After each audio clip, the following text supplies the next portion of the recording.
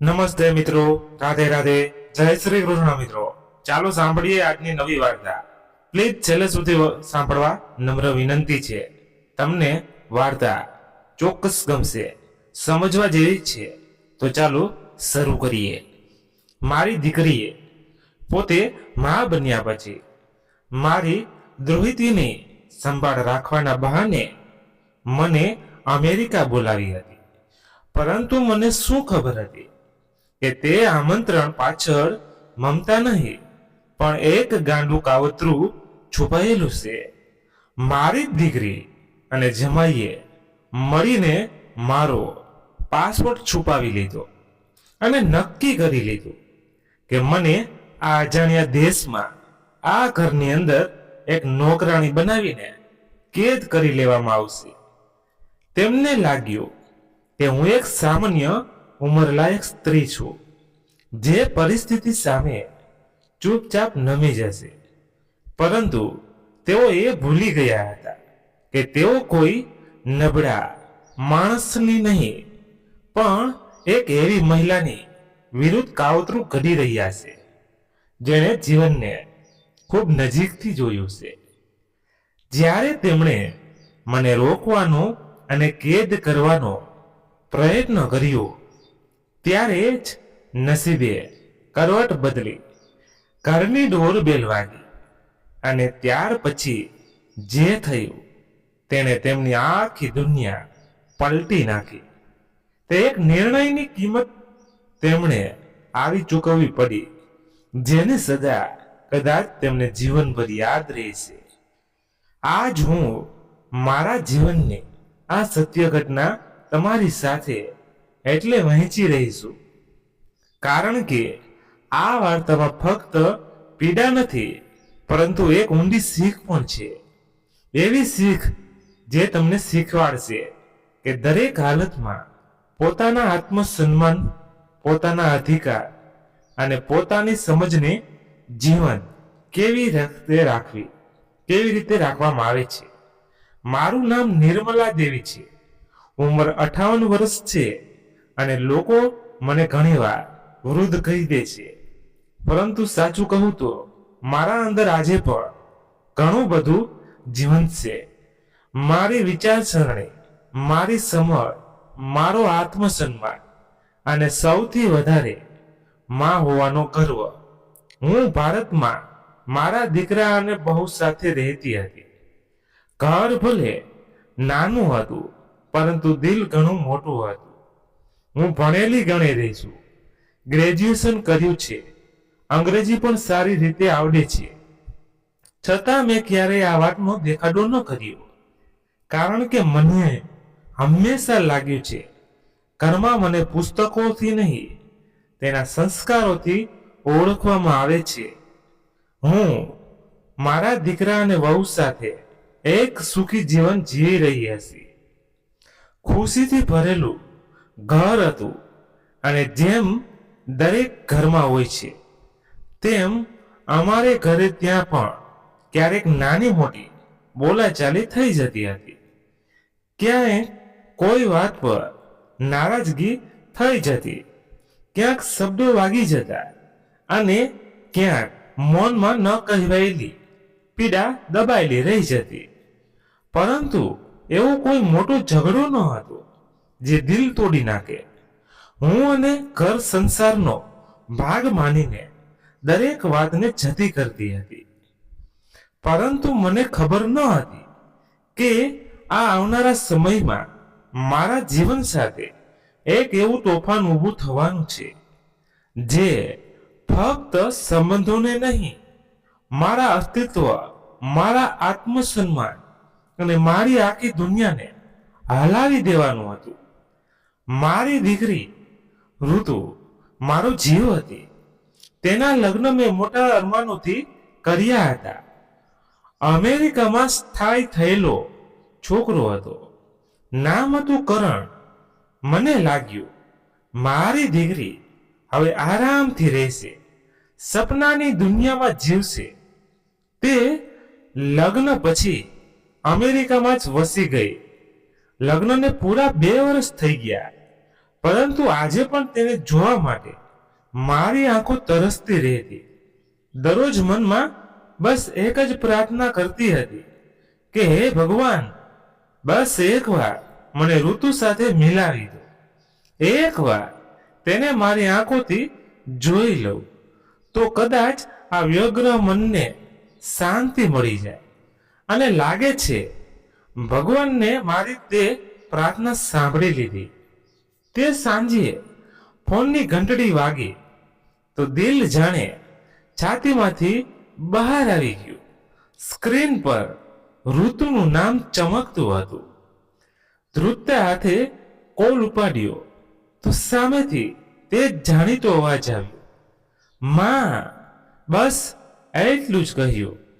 તેણે એની મારી આંખોમાંથી આંસુ વહેવા લાગ્યા. ફોનની પહેલી બાજુ ઋતુનો અવાજ ધ્રુજી રહ્યો હતો, પરંતુ ખુશીથી હું માં બની ગઈ છું. મારા હાથમાંથી ફોન પડતા પડતા બચ્યો. આંખોમાં આંસુ હતા અને હોઠ પર હાસ્ય. સાચે જ મારી દીકરી માં બની ગઈ. મેં ધ્રુજતા અવાજે પૂછ્યું, હા માં, એક વહાલી દીકરી જન્મી છે, તમારી દોહિત્રી. તેણે કહ્યું, તે દિવસે મને લાગ્યું કે મારા જીવનની બધી તપસ્યા સફળ થઈ ગઈ. પછી તેણે ધીમેથી કહ્યું, માં, મને તમારી ખૂબ જ જરૂર છે. અહીં કોઈ બરાબર રીતે બાળકીનું ધ્યાન રાખનારું નથી. તમે થોડા મહિના માટે અમેરિકા આવી જાઓ ને. જેવી તેણે મને અમેરિકા આવવા માટે વિનંતી કરી, મારા દિલના બધા અરમાનો જાણે એક જ પળમાં પૂરા થઈ ગયા. મારી આંખો ક્યારની તેને જોવા માટે તરસી રહી હતી. એટલે કોઈ પણ વિચાર્યા વગર, કંઈ પણ સમજ્યા વગર મેં તે જ પડે હા પાડી દીધી. મને શું ખબર હતી કે તે હા મારા જીવનની સૌથી મોટી ભૂલ સાબિત થવાની છે. મેં બસ એટલું વિચાર્યું કે દીકરી માં બની છે, તેને મારી જરૂર છે.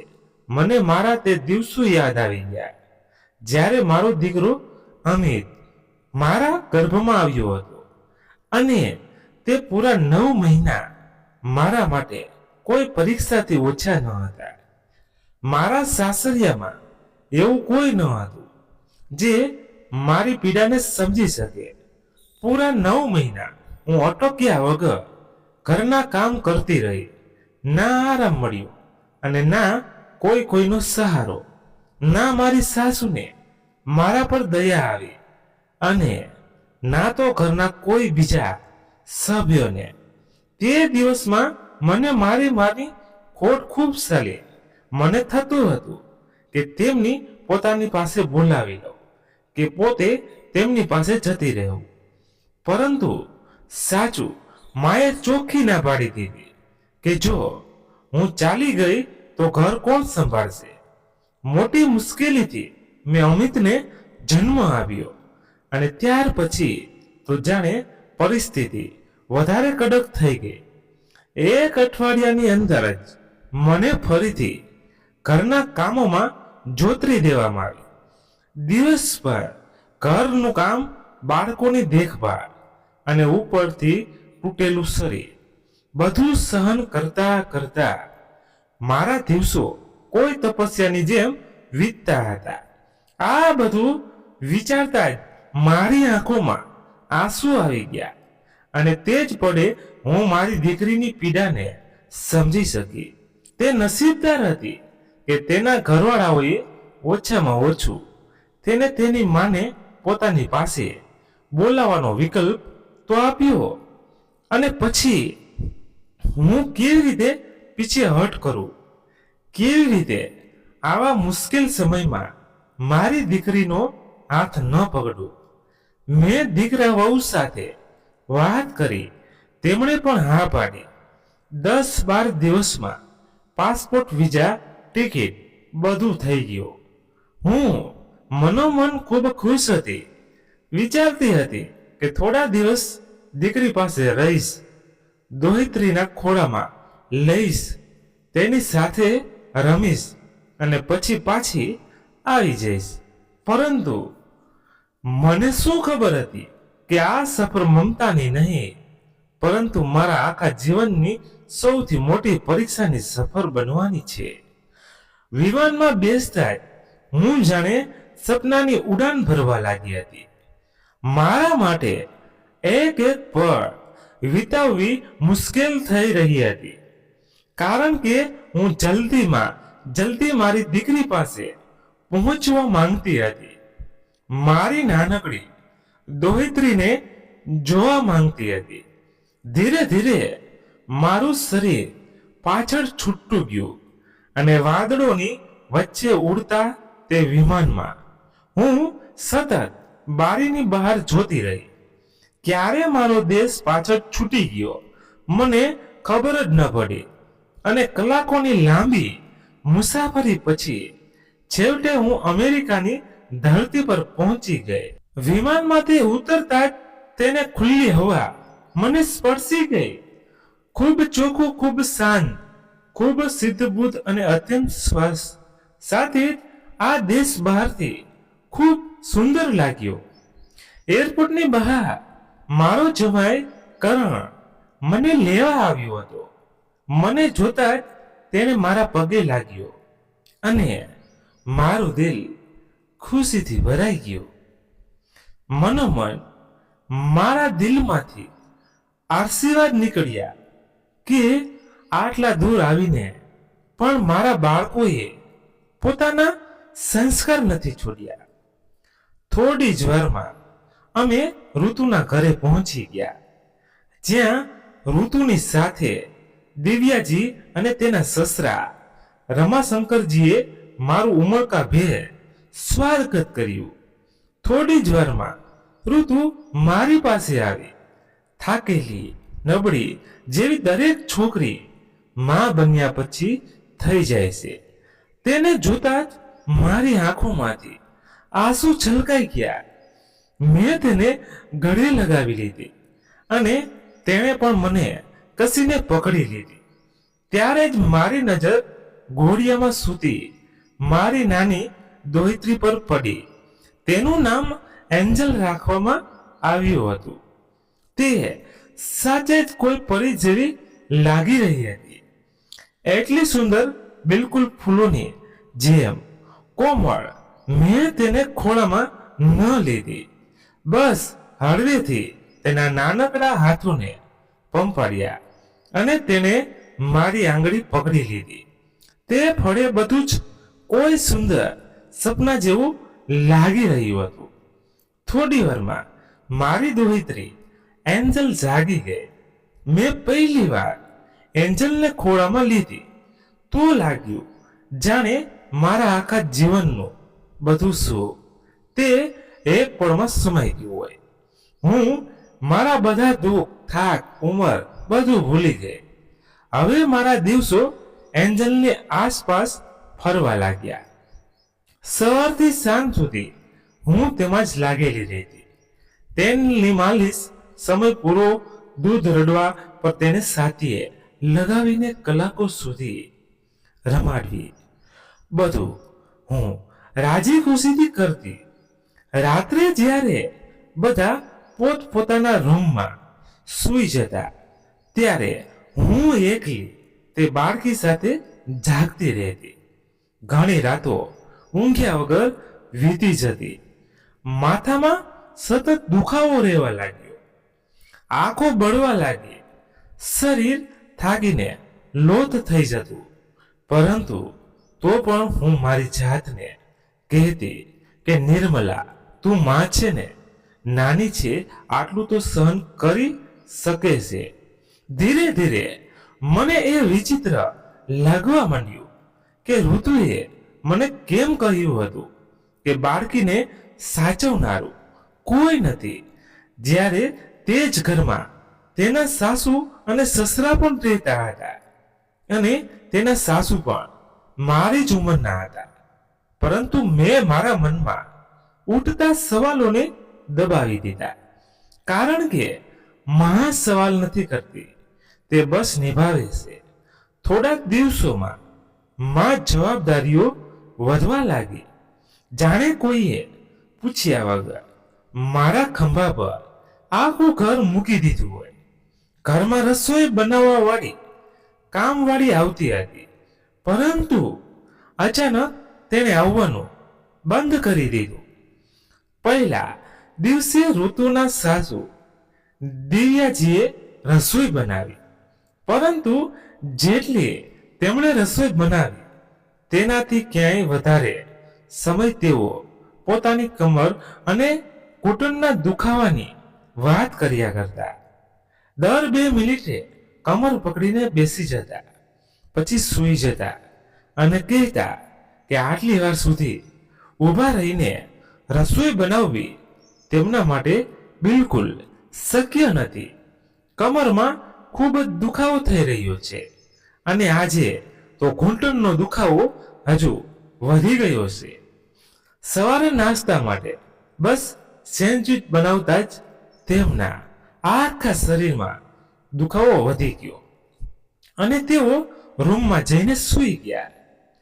બપોરે જ્યારે ઋતુ રસોઈ બનાવવા રસોડામાં ગઈ તો તે ખૂબ નબળી અને થાકેલી લાગી રહી હતી. તેને જોઈને મને તેના પર દયા આવી ગઈ અને મેં જાતે તેને કહ્યું કે તું રહેવા દે, હું કરી લઈશ.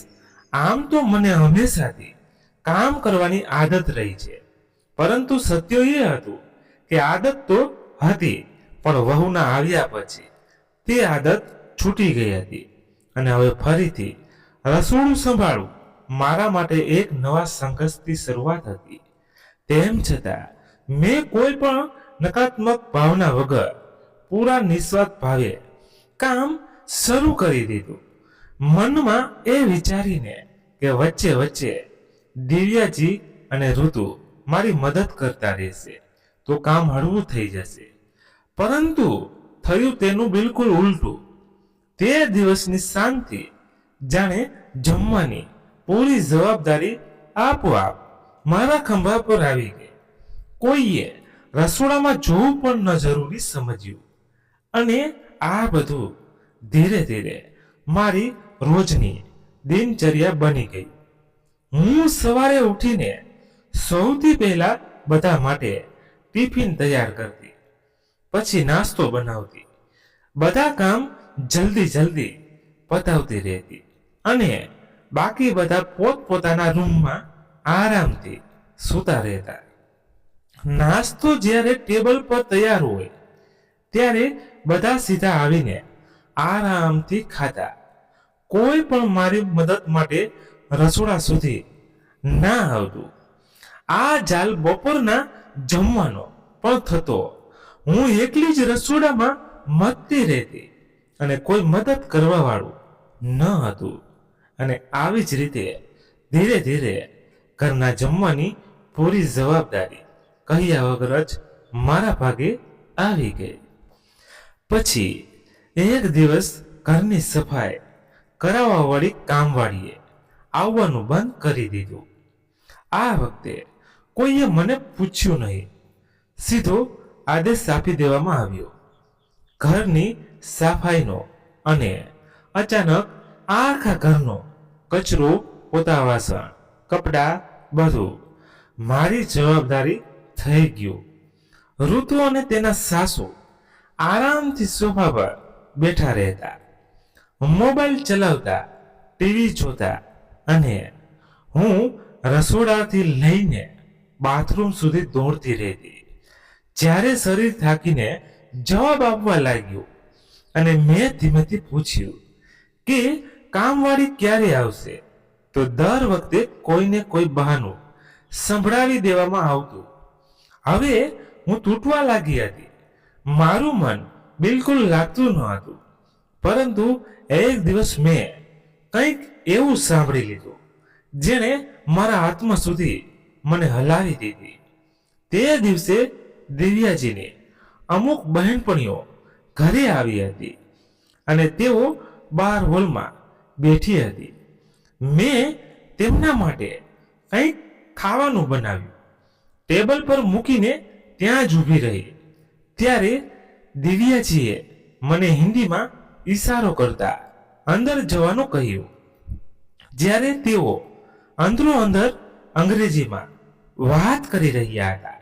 કદાચ તેમને લાગ્યું કે જો તેઓ અંગ્રેજીમાં બોલશે તો મને કોઈ સમજણ નહીં પડે. હું રસોડામાં તો ચાલી ગઈ, પરંતુ તેમનો અવાજ ચોખ્ખો ત્યાં સુધી પહોંચી રહ્યો હતો. ત્યારે તેમની એક બહેનપણીએ પૂછ્યું કે આ મહિલા કોણ હતી, અને દિવ્યાજીએ હસતા હસતા તરત જ જવાબ આપ્યો, આ અમારા ઘરની કામવાળી છે. અમે આને ઇન્ડિયાથી લાવ્યા છીએ. ખૂબ વધારે પગાર લે છે. આ સાંભળતા જાણે મારા પગ નીચેથી જમીન ખસી ગઈ. તેમણે મને આ ઘરની નોકરાણી ગણાવી અને એ પણ કહ્યું કે તેઓ મને સારા એવા પૈસા આપે છે. જ્યારે આ બંને વાતો ખોટી હતી. હું વિચારમાં પડી ગઈ કે શું હું સાથે આ ઘરની નોકરાણી હતી? હું તો આને મારી દીકરીનું ઘર સમજીને બસ મારી જવાબદારીઓ નિભાવી રહી હતી, પરંતુ તે શબ્દો મારા હૃદય પર હથોડાની જેમ લાગ્યા. મને તો થયું તે જ પડે જઈને જડબાતોડ જવાબ આપું, પરંતુ મહેમાનોની સામે હું ઘરની ઇજ્જત ઉછાળવા માંગતી ન હતી. થોડી વાર પછી તે બધી બહેનપણીઓ જતી રહી અને દિવ્યાજી પણ ચૂપચાપ પોતાના રૂમમાં જતા રહ્યા. આ વાતથી બિલકુલ અજાણ કે હું તેમની દરેક વાત સમજી ચૂકી છું. મને લાગ્યું કદાચ આજ સૌથી મોટી પીડા હતી, પરંતુ તે રાત્રે ડાઇનિંગ ટેબલ પર મેં જે સાંભળ્યું તેને મારા તો હોશ જ ઉડાડી દીધા. હું અંગ્રેજી સારી રીતે સમજતી હતી, પરંતુ આ વાત કોઈને ખબર ન હતી. તે રાત્રે ડાઇનિંગ ટેબલ પર મેં જમવાનું પીરસ્યું. બધા લોકો જમવા માટે બેસી ગયા અને અંદરો અંદર હસતા વાતો કરતા. અંગ્રેજીમાં વાતચીત શરૂ થઈ ગઈ. કરણ પોતાની ઓફિસની વાતો કરી રહ્યો હતો. ઋતુ પોતાની બહેનપણી વોશ અને ડિઝાઇનર કપડાની ચર્ચામાં મગ્ન હતી. અને ત્યારે જ દિવ્યાજીએ મોટા સહજ અંદાજમાં આજની વાત દોહરાવી કે તેમણે બહારના લોકોને જણાવી દીધું છે કે આ અમારા ઘરમાં કામવાળી નોકરાણી છે જે ઇન્ડિયાથી આવી છે. આ સાંભળતા જ મને લાગ્યું હવે ઋતુ તેમના પર ગુસ્સે થશે. મારું દિલ ધડકતા તેજ પળને રાહ જોઈ રહ્યું હતું, પરંતુ બીજે પળે ઋતુ હસી પડી અને બોલી, સાચું કર્યું મમ્મી. છેવટે આટલા દિવસ તો આપણે આ વાત બધાને જણાવવી જ હતી કે અમારા ઘરમાં જે છે તે કોણ છે. હવે ધીરે ધીરે બધાને ખબર જ પડી જશે. આ સાંભળતા જ મારું કાળજું કંપી ગયું. ઋતુ પૂરી બેશરમીથી તેમની વાતોમાં હા ભળી રહી હતી અને કરણ પણ બિલકુલ એમ જ માથું હલાવી રહ્યું હતું. તે જ પળે મને ચોખ્ખું દેખાઈ ગયું કે તે ચારેય જાણે પહેલાથી જ નક્કી કરીને બેઠા હતા કે મને અહીં બોલાવીને ફક્ત એક નોકરાણીની જેમ જ રાખવામાં આવશે અને હું મૂર્ખની જેમ અને મારી જવાબદારી, મારી મમતા અને મારી દીકરી પ્રત્યેનો પ્રેમ સમજી રહી હતી. ત્યારે સત્ય એ હતું કે મારી દીકરી જ મારી જ દીકરી અને મને એક માણસ સુધી સમજવા તૈયાર ન હતી. હું તેમની એક એક વાત સમજી રહી હતી. તેમ છતાં મારી મુઠ્ઠીઓ ભૂસેલી રાખી મેં જાતને અંદરથી કાબૂમાં રાખી હતી.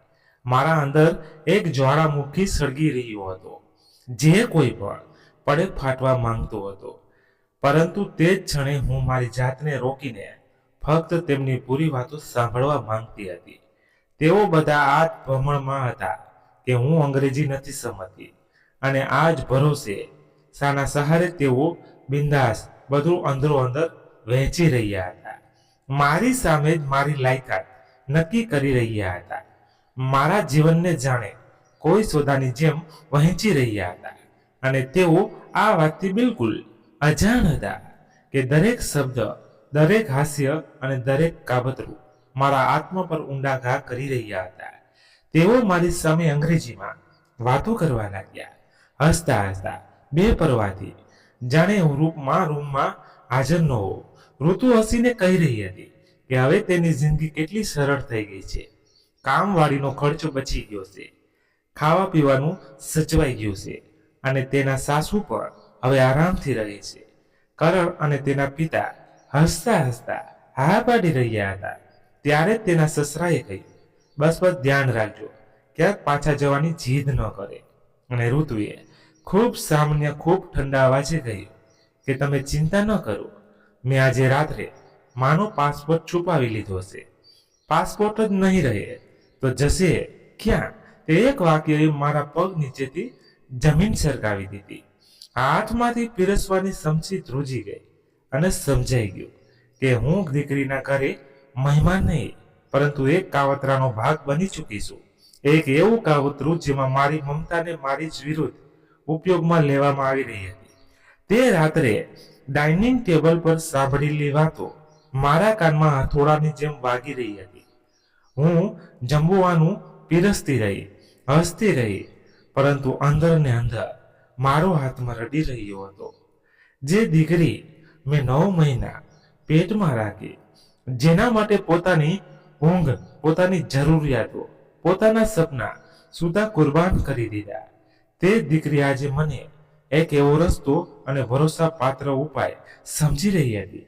મને યાદ આવી રહ્યું હતું કે કેવી રીતે મેં તેની દરેક જીદ પૂરી કરી હતી, કેવી રીતે તેના તાવમાં આખી રાત જાગી હતી, કેવી રીતે તેના લગ્ન માટે પોતાના ગયણા સુધી વેચી દીધા હતા.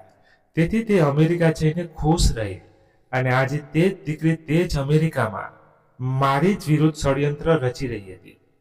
જ્યારે તેણે હસતા હસતા કહ્યું કે મારો પાસપોર્ટ ચોરી લેવામાં આવશે અને મને અહીં નોકરાણી બનાવીને રાખવામાં આવશે, તે પળે મને ફક્ત છેતરાયાનું દુઃખ ન લાગ્યું. મને એવું લાગ્યું જાણે કોઈએ મારા હૃદયમાંથી માં હોવાનું બિરુદ જ નોછી લીધું હોય. તમે મારી આ પીડાને સાથે જ અનુભવી શકતા હો તો તમારા દિલમાં વિચાર કોમેન્ટ્સમાં જરૂર લખજો અને વિડીયોને લાઈક કરો. સાથે જ અમારી ચેનલને સબસ્ક્રાઇબ કરવાનું ન ભૂલતા, કારણ કે સત્ય એ છે કે અમારી વાર્તાઓ જોનારાઓમાંથી અમુક ટકા લોકો પણ ચેનલને સબસ્ક્રાઇબ નથી કરતા. જ્યારે તમારું આ એક નાનકડું સબસ્ક્રિપ્શન અને હિંમત આપે છે, અમને તાકાત આપે છે આવી જ સત્યભાવું અને પ્રેરણાદાયી વાર્તાઓ તમારા સુધી પહોંચાડવા માટે. એટલે અત્યારે જ સબસ્ક્રાઇબ બટન દબાવો અને અમને સમર્થન આપો, જેથી અમે તમારા માટે દિલથી નીકળેલી આવી વાર્તાઓ લાવતા રહીએ. એ હું જમવાનું પીરસીને ચૂપચાપ રસોડામાં જતી રહી અને ત્યાં જ એક ખૂણામાં બેસીને ચોધાર આંસુએ રડવા લાગી. આંસુ રોકાતા ન હતા, હાથ ધ્રુજી રહ્યા હતા અને મગજ વારવાર એ જ પૂછી રહ્યું હતું કે શું મારા સંસ્કાર આટલા પોકળ હતા? શું મારી મમતા આટલી સસ્તી હતી? પરંતુ તે રુદનની વચ્ચે ક્યાંક ખૂબ અંદરથી એક અવાજ ઉઠ્યો કે રડી લેવાથી કંઈ નહીં બદલાય. નિર્મલા, જો આજે તું નબળી પડી તો કાલે તારું જીવન સાચે જ અહીં પૂરું થઈ જશે. મેં મારા આંસુ લૂછ્યા અને પહેલીવાર દિલથી જગ્યાએ મગજથી વિચારવાનું શરૂ કર્યું. હું જાણતી હતી કે તે લોકો મને મૂર્ખ સમજી રહ્યા છે. તેમને લાગી રહ્યું છે કે હું એક સામાન્ય વૃદ્ધ સ્ત્રી છું, જેને અંગ્રેજી નથી આવડતું, જેને કાયદાની સમજ નથી, જેને દુનિયાની ચાલાકીઓ નથી ખબર.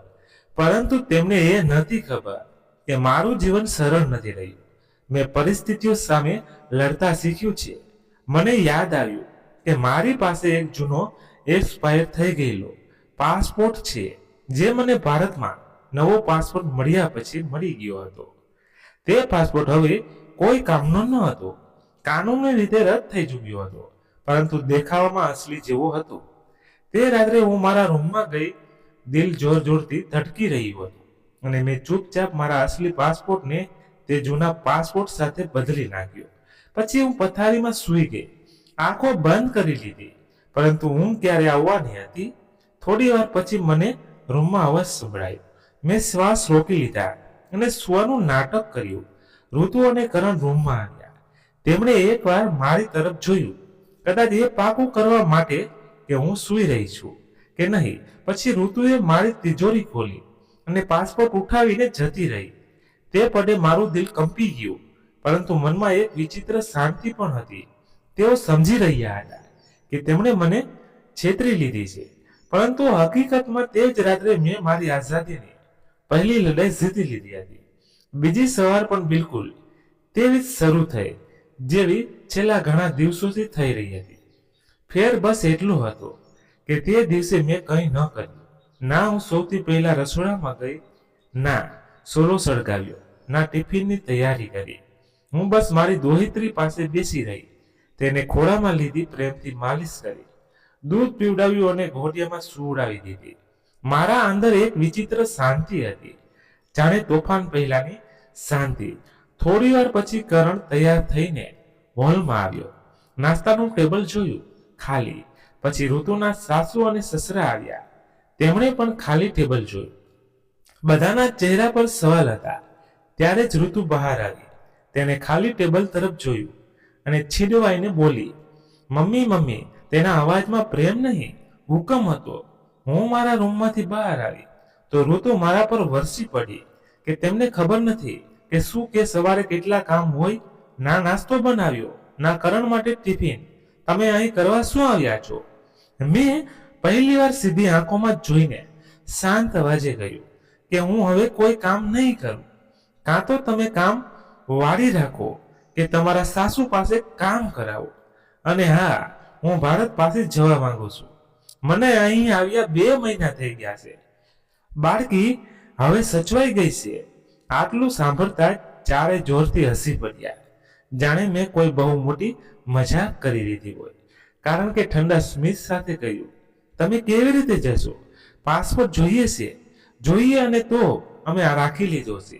હવે તમે અહીં જ રહેશો, આ જ ઘરમાં. મેં ધ્રુજતા અવાજે ઋતુને પૂછ્યું કે આ સાચું છે? અને મારી દીકરીએ સંકોચ વગર કહ્યું, હા માં, અમે તમારો પાસપોર્ટ છુપાવી લીધો છે. કામવાળી, ખૂબ મોંઘી છે, અમને પોસાય તેમ નથી. અહીં જ રહેશો, ઘર સંભાળશો અને બદલામાં જમવાનું મળી જશે. તે પડે મારું કાળજું જાણે કોઈએ મસળી નાખ્યું હોય. મારી દીકરી મને 2% જમવાના બદલે નોકરાળી બનાવવા માંગતી હતી. હું એક પળ માટે તૂટી ગઈ હતી, પરંતુ બીજી જ પળે મારા અંદર કંઈક બદલાઈ ગયું. હું હસી પડી જોરથી, મુક્ત. અને મારી હસી સાંભળીને કરણ બોલ્યો કે લાગે છે આનું મગજ ખરાબ થઈ ગયું છે. મેં તે જ હસીને વચ્ચે કહ્યું કે તમને લોકોને પૂરો વિશ્વાસ છે જે પાસપોર્ટ તમે ઉપાડ્યો છે તે જ મારો અસલી પાસપોર્ટ છે. ચારે એકબીજાનું મોઢું જોવા લાગ્યા. મેં આગળ કહ્યું, શું તમે સાચે જ મને એટલી મૂર્ખ સમજો છો કે તમે મારી સામે અંગ્રેજીમાં મારી જ વિરુદ્ધ કાવતરું કરશો અને મને સમજણ નહીં પડે? મેં બધું સાંભળી લીધું હતું અને તે જ રાત્રે મેં મારો અસલી પાસપોર્ટ જૂના નકામા પાસપોર્ટ સાથે બદલી નાખ્યો હતો. એક પળ માટે બધાના ચહેરા ઉતરી ગયા, પરંતુ ત્યારે જ ઋતુના સાસુએ ઠંડા અવાજે કહ્યું કે પાસપોર્ટ હોય કે ના હોય, તું આજ નરકમાં રહે છે, અમે તને જવા નહીં દઈએ. આ કહેતા જ કરણ મારી પાછળ આવ્યું અને મને જબરદસ્તી ખુરશી પર બેસાડી દીધી. ઋતુએ મારો હાથ પકડ્યો. કરણ દોરડું લેવા અંદર ગયો અને તેના પિતા બોલ્યા કે પાસપોર્ટ ક્યાંક ને ક્યાંક મળી જશે, ત્યાં સુધી આરામથી બેસો. તે પડે મને ડર ન લાગ્યો, મને ગુસ્સો પણ ન આવ્યો. મને બસ ખાતરી થઈ ગઈ કે જો આજે હું ચૂપ રહી તો સાચે જ અહીં દમ તોડી દઈશ. અને ત્યારે જ હું હસવા લાગી, જોર જોરથી. તેમને લાગ્યું કે હું પાગલ થઈ ગઈ છું, પરંતુ તેમને શું ખબર હતી કે મેં મારી છેલ્લી અને સૌથી મોટી ચાલ પહેલા જ ચાલી દીધી હતી. હું જોર જોરથી હસી રહી હતી અને તેઓ ચારે મને એવી રીતે જોઈ રહ્યા હતા જાણે હું સાચે જ પાગલ થઈ ગઈ છું. ત્યારે જ અચાનક ડોરબેલ વાગી. એકવાર ફરી, બીજી વાર ફરી, સતત તે અવાજે આખા ઘરનું વાતાવરણ બદલી નાખ્યું. કરણના પિતા દરવાજાની તીરામાંથી જોવા ગયા અને બીજી જ પડે તેમના ચહેરાનો રંગ ઉડી ગયો. ધ્રુજતા અવાજે બોલ્યા કે બહાર પોલીસ ઊભી છે. આ સાંભળતા જ ઋતુએ મારો હાથ છોડી દીધો. કરણે જે દોરડું લઈને આવ્યો હતો તેના હાથમાંથી દોરડું પડી ગયું. ચારે એકબીજાની ગભરાટમાં જોવા લાગ્યા કે પોલીસને કોણે બોલાવી. હું હજુ પણ હસી રહી હતી. મેં કહ્યું, આટલા શું ડરી ગયા કે પછી તમને લાગતું હતું કે હું અજાણ્યા દેશમાં 4 દિવાલોની વચ્ચે તમારા ચારેયનું કાવતરું જાણીને પણ ચૂપચાપ મરી જઈશ? ઋતુએ દાંત કચકચાવતા કહ્યું, પરંતુ તમારી પાસે તો ફોન જ નથી. તમે પોલીસને બોલાવી કેવી રીતે? મેં મારા પાલવને સરખો કર્યો અને શાંત અવાજે કહ્યું કે આજે સવારે જ્યારે હું બાળકીને જોવા તમારા રૂમમાં આવી હતી અને તું ગાઢ ઊંઘમાં સૂઈ રહી હતી, ત્યારે તારો ફોન ત્યાં જ પડ્યો હતો. ઇમરજન્સી કોલ કરવા માટે પાસપોર્ટ નથી જોઈતો હતો. આ વાત કદાચ તને નથી ખબર. મેં પોલીસને ફોન કર્યો, બધી વાતો અંગ્રેજીમાં જણાવી કે કેવી રીતે એક વૃદ્ધ સ્ત્રીને તેના જ બાળકો અહીં બંધક બનાવીને નોકરાણી બનાવી રહ્યા છે. દરવાજા પર ટકોરા અને તેજ થઈ ગયા. છેવટે કરણે દરવાજો ખોલ્યો અને પોલીસ અંદર આવી. એક અધિકારીએ પૂછ્યું, નિર્મલા દેવી કોણ છે? હું ઉઠી સીધી ઊભી રહી અને કહ્યું, હું છું. મેં જ કોલ કર્યો હતો. મેં તમને બધું જ જણાવ્યું. પાસપોર્ટ છુપાવવાનો પ્રયત્ન, જબરજસ્તી રોકવી, બાંધવાની ધમકી, બધું જ. લેડી ઓફિસરે મારી પાસે પાસપોર્ટ માંગ્યો. મેં સાડીના પલ્લુમાં જ છુપાવીને રાખેલો પાસપોર્ટ કાઢ્યો. તેમણે એક ચેક કર્યો, તે બિલકુલ સાચો હતો. તે પડે મને એવું લાગ્યું જાણે મારા શ્વાસ મને પાછા મળી ગયા હોય. પોલીસ મને સન્માન સાથે ઘરમાંથી બહાર લઈ ગઈ. મારો સામાન પહેલાથી જ પેક હતો. જાણે મારું મન પહેલા જ જાણતું હતું કે મને અહીંથી નીકળવું જ છે. બહાર ઉભેલી ઠંડી હવા મારા ચહેરાને સ્પર્શી અને પહેલી વાર મને લાગ્યું હું હાજર છું. ઋતુ, કરણ અને તેના સાસુ સસરા ચારેયને પોલીસ પોતાની સાથે લઈ ગઈ. મને નથી ખબર તેમને કેટલી સજા મળી, પરંતુ મને એટલી ખબર છે કે તે દિવસે ન્યાય જીવંત હતો. પોલીસ મને સીધી એરપોર્ટ લઈ ગઈ, ટિકિટ કરાવી અને હું ભારત પાછી આવી. એક યુદ્ધ જીતીને જ્યારે વિમાને જમીન છોડી તો મારી આંખોમાંથી આંસુ વહેવા લાગ્યા. પરંતુ તે હારના ન હતા, તે જીતના આંસુ હતા. જો તે દિવસે મેં ફક્ત દિલથી વિચાર્યું હોત તો કદાચ આજે હું કોઈ વિદેશી જમીન પર કોઈ ખૂણામાં એક લાચાર નોકરાણી બનીને દમ તોડી રહી હોત. પરંતુ મેં મગજથી વિચાર્યું, પરિસ્થિતિને સમજી અને પોતાની જાતને બચાવી. હું માં છું, હા, પરંતુ હું માણસ પણ છું. મારી પણ ઇજ્જત છે, મારો પણ આત્મસન્માન છે.